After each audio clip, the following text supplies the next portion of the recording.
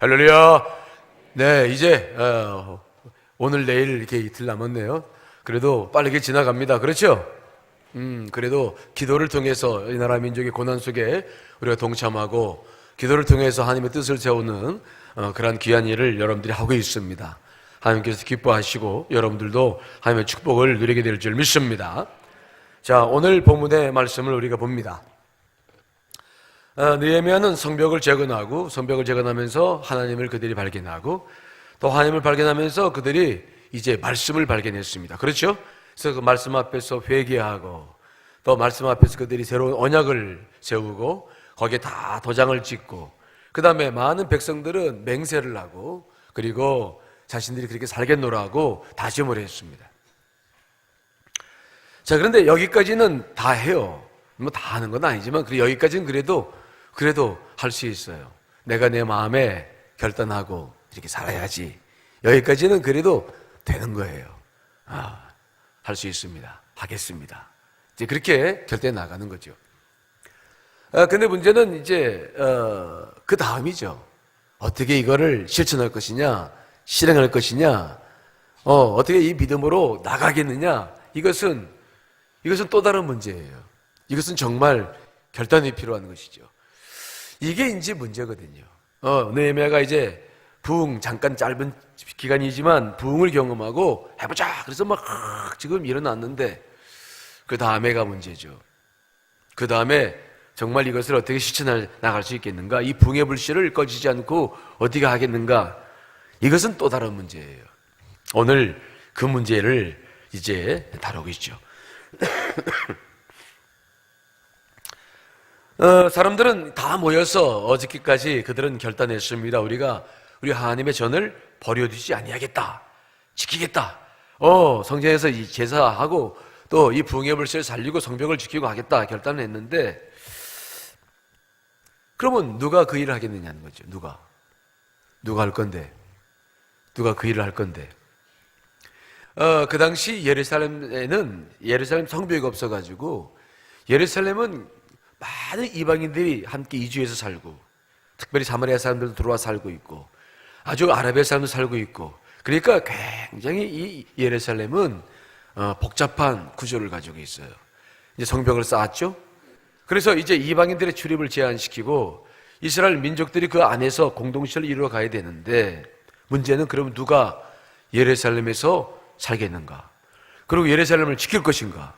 누가 예루살렘 성을 지키고 성전에서 이 일을 할 것인가? 라고 하는 문제가 남아있는 거예요. 유다 백성들이 포로로 돌아와서 성전을 재건하고 살았지만은 그들은 예루살렘에 생활 터전을 잡았던 사람들은 많지 않았어요.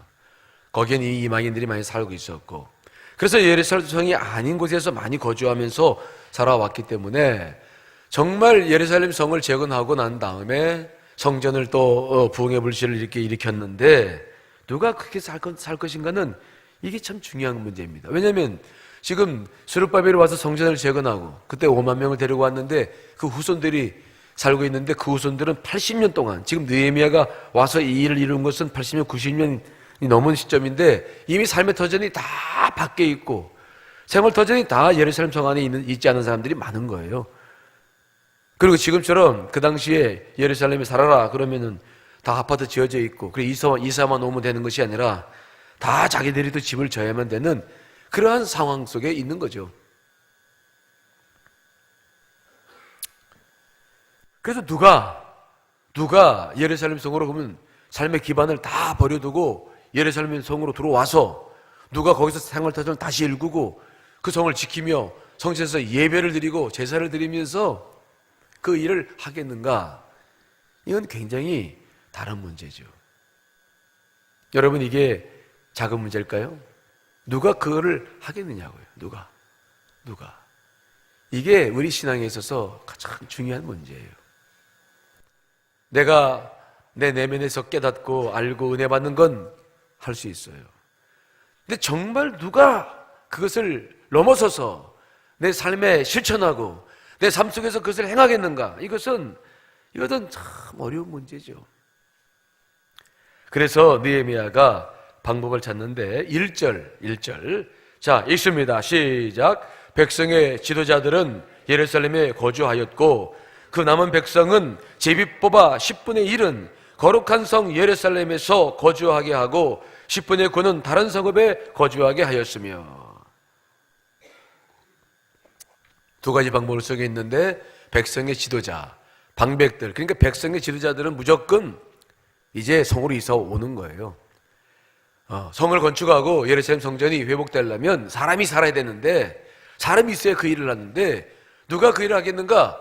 먼저 백성의 지도자는 책임지고 이사 와라. 무슨 말 이해되십니까? 고개를 끄덕끄덕거리시죠? 네. 이사 와라. 방백들은 무조건 이사 와라.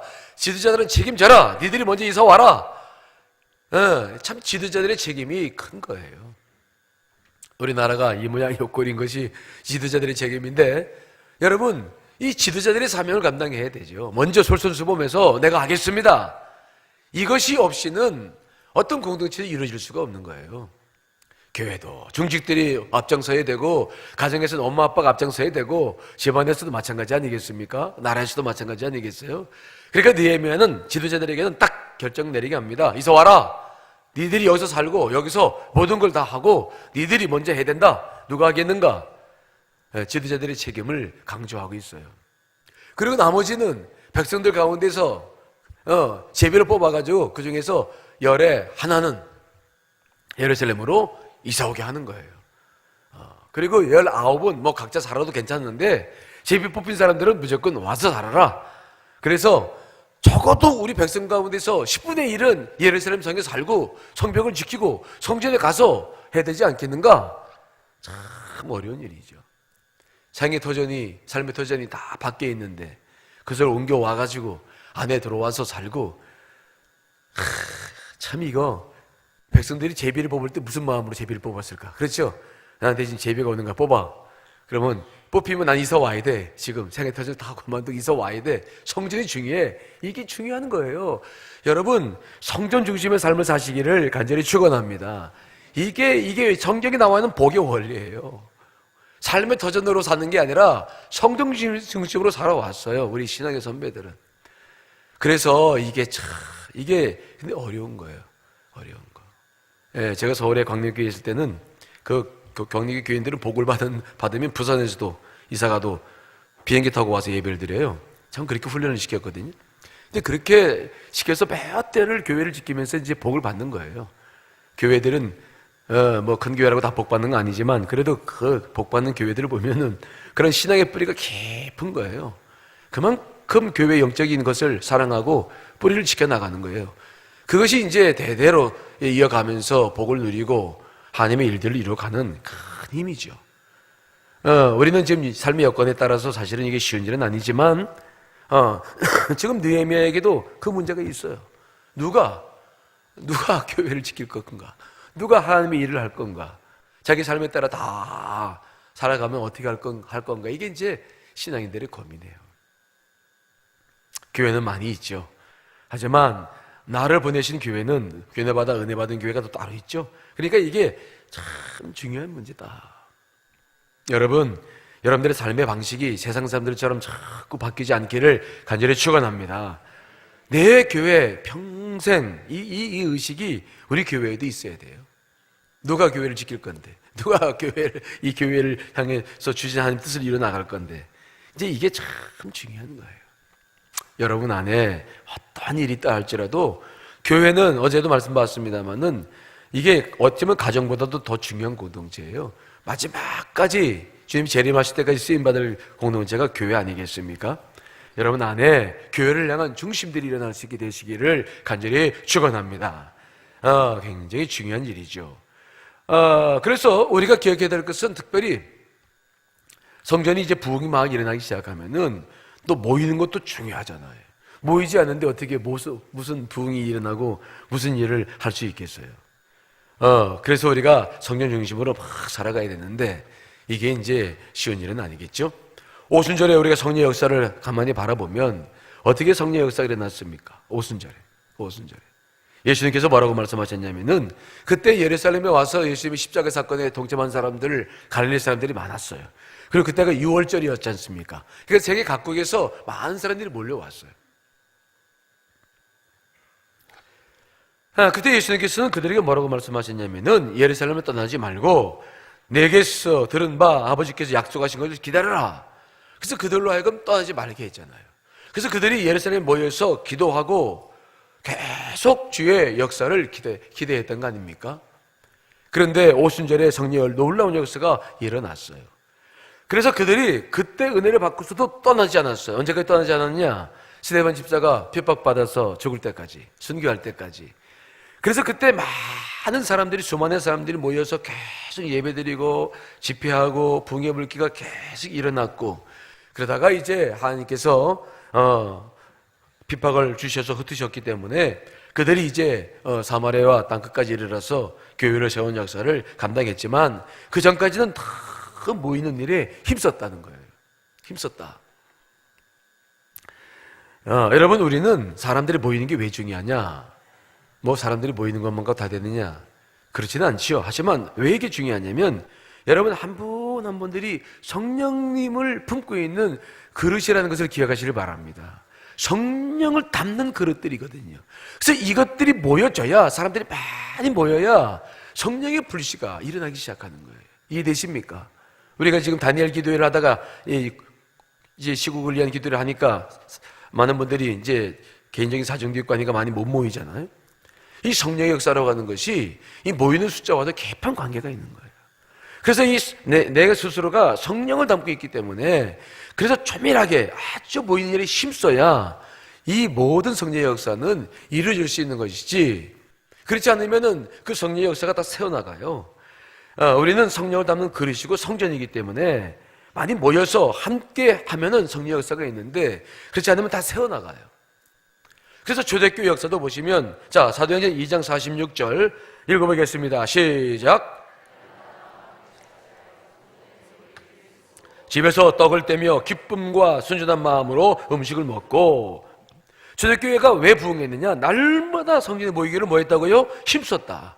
모이기를 힘썼다. 성령을 가지고 있는 성전들이 모이기를 막 힘쓰는 거예요. 그것이 부흥의 불씨가 되었다. 정말 우리가 다시 한번 교회의 부흥을 원하고 하나님의 부흥의 때를 기다리려면 우리도 모이는 일에 힘써야 될 줄 믿습니다. 하지만 마지막 때는 계속 흩어지게끔 사탄이 계획을 잡잖아요. 일들을 안 할 수 없습니다. 계속 일을 하기 때문에 주일날 예배를 못 드리는 교인들이 늘어나가는데 이게 참 고민이에요. 자, 히브리서 10장 25절 말씀들 읽어볼까요? 시작. 모이기를 패하는 어떤 사람들의 습관과 같이 하지 말고 오직 권하여 그날이 가까움을 볼수록 더욱 그리하자. 모이기를 패하는 일들이 계속 일어나요.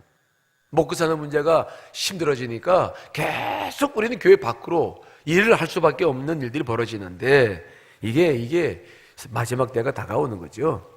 우리는 역으로 살아야 돼요. 역으로. 모이기를 힘쓰시기를 간절히 축원합니다. 나 하나쯤이야가 아니에요. 내가 모여져야 교회가 모여지게 될 줄 믿습니다. 이게 우리가 기도해야 될 제목이죠. 자, 그런데 놀라운 일이 있어요. 그렇게 모두가 예루살렘 성 안에서 들어오기 힘들고 성전을 지키기 힘들고 그저 다 그냥 자기 살고 싶은 대로 다 살고 싶은 그런 마음들이 있는데 그때 특별한 사람들이 있었어요. 2절 해볼까요? 2절 읽습니다. 시작.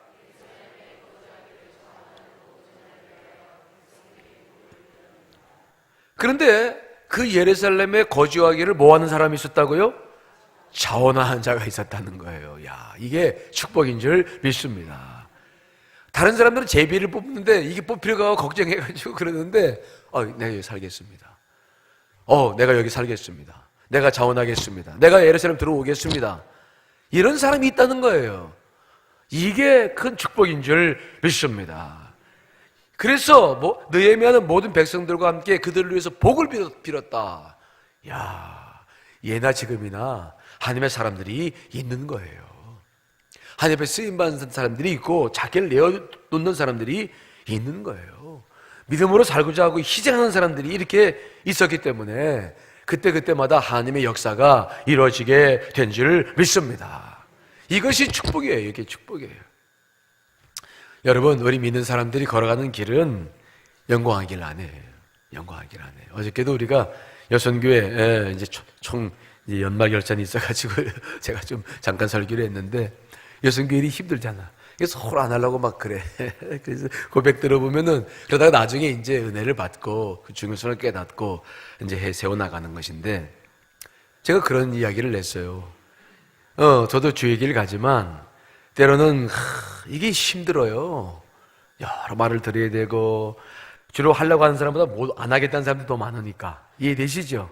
그러니까 연말쯤 되면은 제가 편히 잠을 잘다가 별로 많지 않죠. 머리도 빠지고, 이제 하여튼 12월 되면 머리 다 빠져요.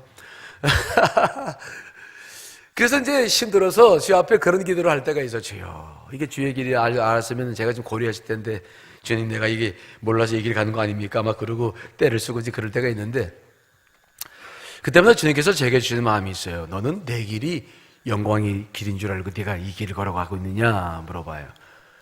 네가 내 길을, 내가 나 앞에 쓰임 받을 때 네가 걷는 길이 이게 영광의 길인 줄 알고 네가 지금 걸어왔느냐 물어보는 거예요. 영광의 길이 아니잖아요. 힘들고 어렵지만은 주의 길이 당연히 그렇죠. 이 길은 영광의 길이 아니에요. 그저 힘들고 어렵게 살고 하는 분들을 품어내고 그들을 품고 가는 길이니까 이게 무슨 영광의 길이라고 생각하면 안 됩니다. 그래서 주에게 주신 길이고 가야 될 길이니까 가는 길입니다. 그렇죠? 근데 이 길이 우리가 영원한 나라, 나중에 하늘나라 가서 하늘 앞에 서게 되면 이게 바로 복의 길이고 멸관을 받는 길이고 영광의 길인 줄 믿습니다.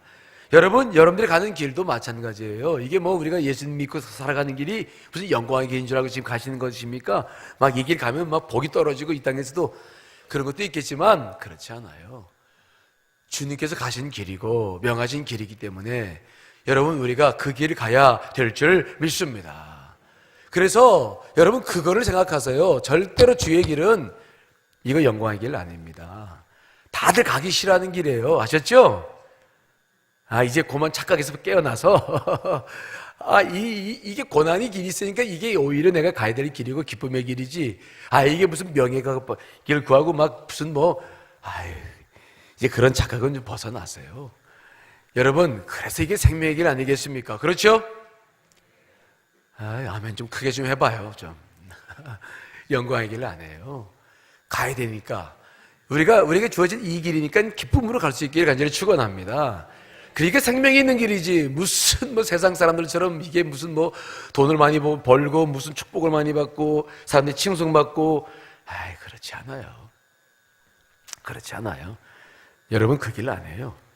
그래서 우리는 무릎 꿇어서 가는 길이에요. 그런데 중요한 것이 뭔 줄 아세요?